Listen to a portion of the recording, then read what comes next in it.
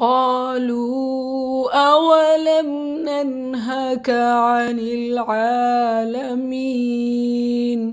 قالوا وہ بولے، آوا کیا، لم ننہکا ہم نے تجھے منع نہیں کیا، عن سے، العالمین سارے جہان۔ انہوں نے کہا اور کیا ہم نے تجھے سارے جہانوں سے منع نہیں کیا؟ سورۃ الحجر آیت 70۔ They said, have we not forbidden you from protecting people؟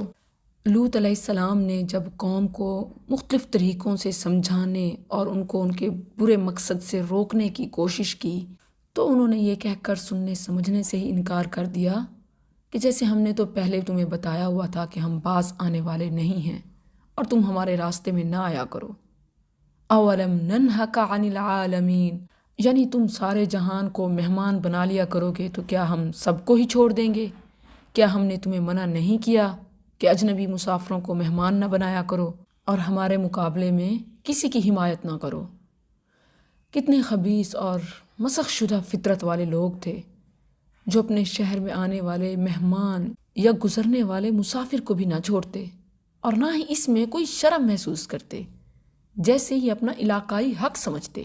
قوم لوط کا پہلا اور بڑا جرم ہومو سیکشولیٹی تھا، لیکن اس کے ساتھ ساتھ ان کا ایک اور بھی بڑا جرم تھا اور یہ اسی صورت کی آیت 76 سے ثابت ہوتا ہے، وَإِنَّهَا لَبِسَبِيلٍ مُقِيمٍ، اور بے شک وہ بستی یقیناً ایک دائمی راستے پر آباد ہے۔ ان کا علاقہ مختلف ممالک کا سنگ میل تھا، یعنی کئی ممالک کے تجارتی روٹس انہی کے علاقے سے ہو کر گزرتے اور یہ ہائی وے کے قریب ہونے کی وجہ سے مسافروں کو روکتے، پکڑتے، لوٹتے اور اپنی جنسی خواہش کا بھی سامان لیتے۔ لوط علیہ السلام روکتے تو یہی جواز پیش کرتے کہ ہم نے تو آپ کو پہلے ہی بتایا ہوا تھا کہ سارے جہان کے لوگوں کو مہمان نہ بنا لیا کریں۔ ان کا اشارہ ان آئے ہوئے مہمانوں کی طرف تھا، یعنی آپ ایسے ہی سب کو مہمان بناتے رہیں گے اور کیا ہم اپنا کام چھوڑ دیں گے؟